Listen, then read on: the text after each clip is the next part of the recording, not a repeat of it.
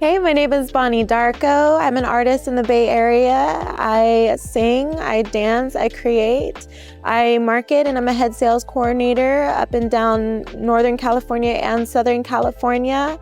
I look forward to getting to know this person.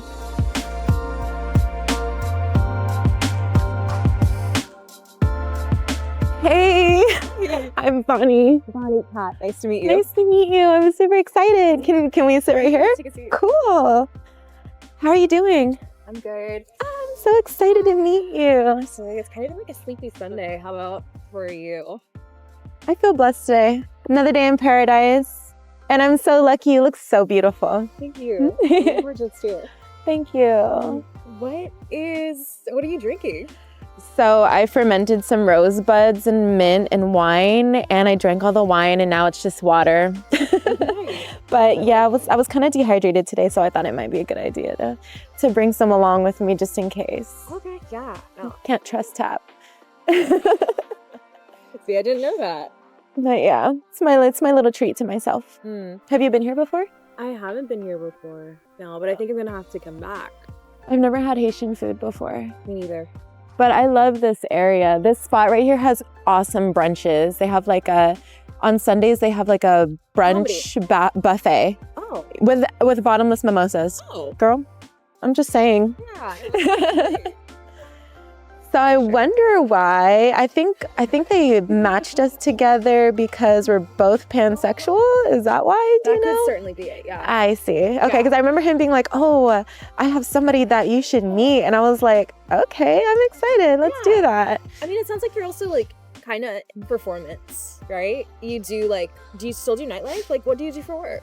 It depends. I do gigs also. So mainly marketing and head sales coordinating. I do contracting for different companies, startups, nonprofits. So it really depends. Half of them I signed NDAs for. Honestly, I hope they have oxtails. Yeah. I'm super excited to see so I'm a vegetarian. Okay, I was going to say. I'm excited to see what you end up eating because I love to I don't know, I'm a weird vegetarian. Like, I don't have any problem, looking at me or, I'm fascinated by it. It's interesting, it's cool. I never dissected anything as a kid, so I don't know. I never got that out of my system, I guess, in science class. So yeah, with the frogs. Yeah, there's always a little bit of that. Are my lips, extra dry? They don't look it. Maybe not extra dry. Put some color on there. But it's an extra. Microbes, really? Oh, I love that brand. I'm loving it, honestly. Really? Yeah. Hello, welcome to Chaka. We are the only Haitian restaurant in the Bay Area. Thanks for having us. Thank you for coming. I was checking out the menu actually, and I was super curious about which one of these are vegetarian items or which ones can be substituted as vegetarian. So we actually have 4 vegetarian items. Okay. Ranging from the appetizers to the main courses. I'm honestly still thinking about it, but I think I'll try the oxtails. Oxtails? Yeah. Alright. Okay, what would you do, the oxtails or the Cornish hen? I had to go for the oxtails. Yeah, okay, well. It's perfect for this weather. I feel confident. Yeah. It looks like the lagoon might have more different options so we can taste more things, right?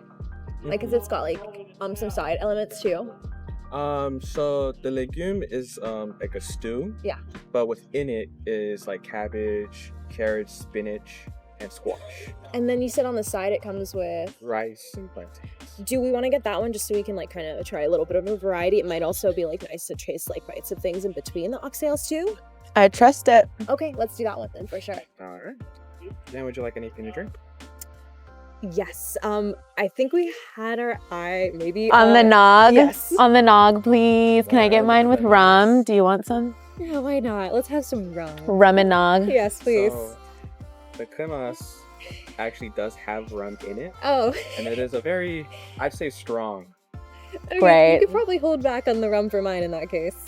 I'll take hers and mine. Okay. If you want some extra rum, you let me know. Thank you. I appreciate that. Don't worry, I'll do it for the both of us. Thank you. I think that'll be it for now. Do you guys have ice cream? No, we have no. Okay, that's good to know. Thank you. All right, no problem. I'll be back to take a minute. You're amazing. Are you looking for ice cream and coffee? Yeah. But It's funny, honestly, it's pretty sweet on its. Oh, well, after 3 scoops of sugar, You're right. It's very sweet. right.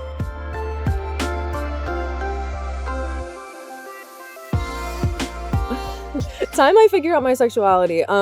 Maybe a little bit in high school, like my last year, I was like, oh, this isn't working for me. Figuring it out. I actually don't ever know when it fully clicks for me. I have no idea when it fully clicked for me. So when you started going, like, identifying as pansexual, what was that journey looking like for you? So I don't know if I typically identify as pansexual. I think I say bisexual as much as possible. Because people don't really understand what pansexual is anyways. And like pansexual is a little easier to understand.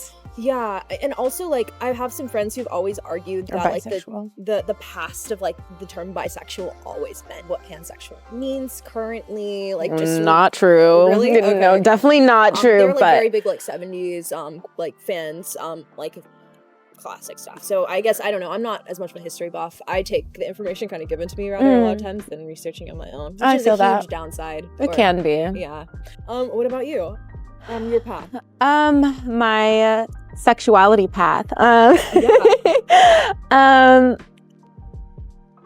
Honestly, great question. I think I kind of always knew I was bisexual. And that's always been a journey for me. Like my first kiss was a girl. Wow. My first marriage was a girl. Wow. I got married like in the bathroom. I don't know, maybe like kindergarten or first grade to another girl. Wow.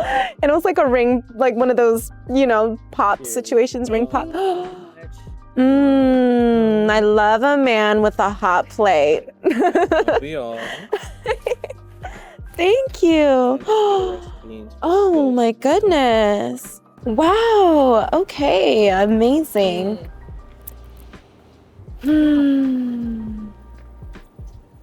I just like to sit in gratitude sometimes, just to be present and just, yes, thank you.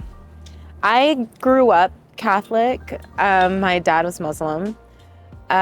He was like one of the Black Panther and kind of like New Age Muslims, so like I couldn't eat gummy bears without being judged because it has, gelatin in it, alhamdulillah. But I'm gonna take some rice.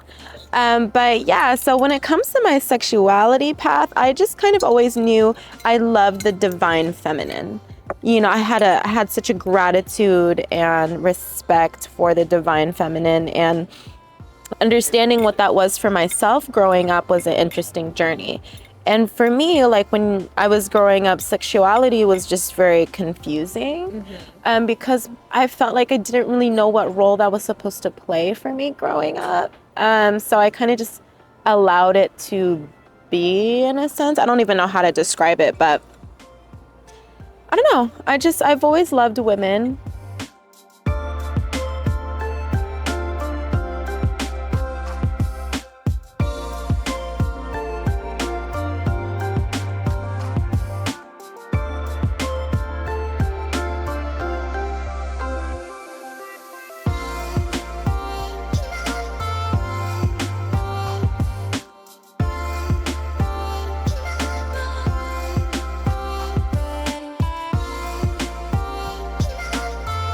I remember one time I was trying to tell my brother I was bi, and I was like in elementary school, and he was like, "What are you talking about?" I was like, "I just love myself. Like I just went to like I love myself." When that was the truth, but really it was like I couldn't explain to him like I have a crush on this girl like in my class, and it's because I love myself. Like the point of the journey was I love myself, so I am allowing myself to have a crush on this girl, but she's so hot. Yeah, I definitely was like extremely shy, like didn't know how to talk to people, like had a really hard time being perceived even a year ago. Like you didn't feel comfortable being perceived, or you felt like nobody could perceive you? No, I felt like I was constantly receiving perception. I felt like I had to understand how I was being perceived by every single person, and I had to try to play into that understanding. You're like, you shouldn't have to think that deep. Oh, 100%, yeah. And then like if I was able to stave away from that kind of thought, then it was kind of like, how can I minimize my sense of being to the point where I'm not it minimized your light. Yes. Yeah, so it was like a little bit. Never want to dim the light. Ideally, no. Never want to dim the light. Yeah. I'm so glad you were able to come across that and kind of work with it a little bit. What's your rising? I am a triple Taurus. Jesus. I'm a Taurus across the Oh board, my baby. gosh. That's funny too because like Earth's grounded, so I mean like you were grounded. I have to imagine, right? I guess. How do you feel about polyamory? Oh, that's my vibe for sure. Yeah? That's what's up. I definitely identify. Yeah, It gets confusing out here though. How so? People don't really know how to represent polyamory in a healthy way. No one does. And More like an excuse. Since you got started. Or since I got started. Yeah.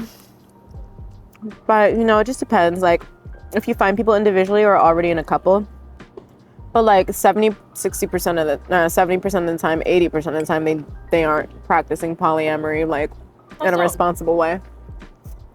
There's a lot of like, oh my god, there's a lot of like self gratification for men. Oh, 100%. And women just kind of trying to fit a role, and then it becomes competitive, and it's like, girl. Got it.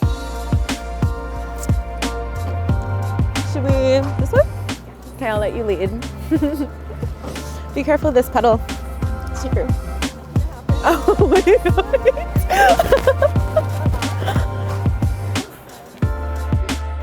I'm not here for bowling today, but you down for some games? Yeah. Yep.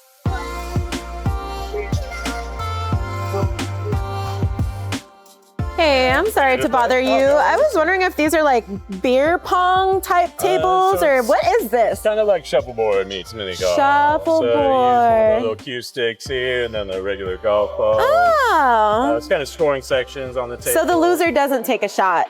I mean, It's that's a all up to choice. y'all to decide. Yeah, that's half the Okay. fun of the game is making your own stakes at the So let's see. I'm gonna like start it here. See if I know what I'm doing. All right. I'm gonna see if I can like.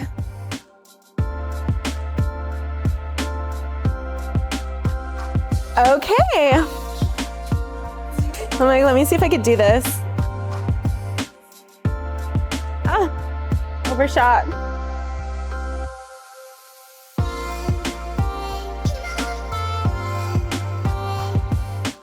Woo, almost. Oh God, this is awkward. Oh shit.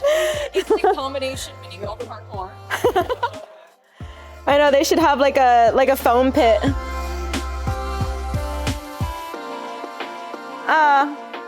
Could have been better. Okay, this has got to be the shot. I'm hoping. You can do it. Yeah, put some knee in it. Lean into it. Oh. And then there's like tables. See if it happens. Just gonna do a little sitting. See if I can do it. Was that very mindful? I think it was Oh, okay, what if we just... Your turn. Yes! 1 minute. No, that was good. That was good. High five, high five. Yes. Oh, I love the way you grab my balls.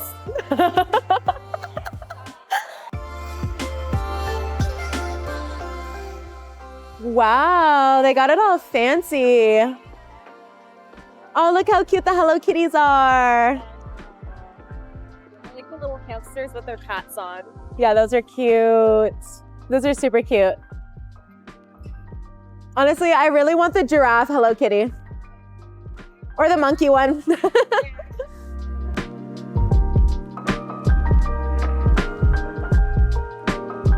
Okay, what's your favorite candy? I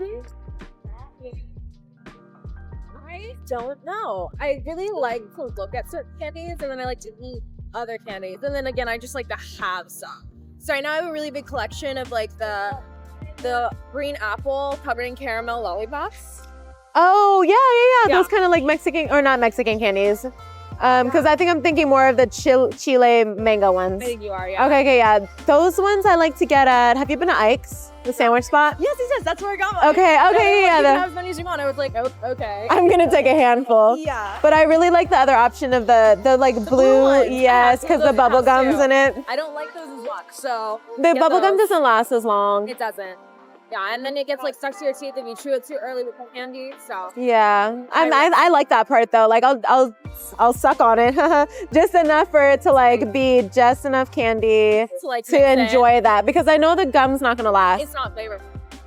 Do you have anything you collect in your home? I collect.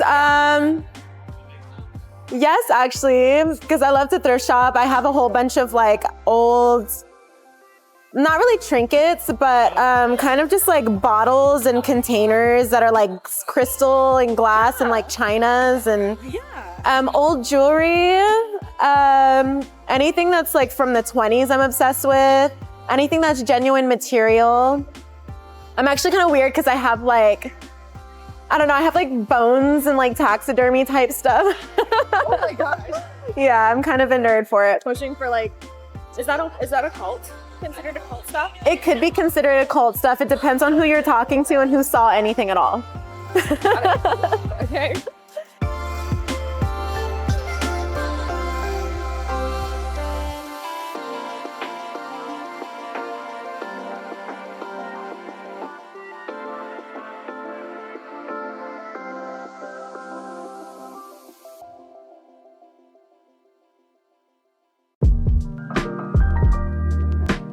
My first blind date experience was, I feel like, a success.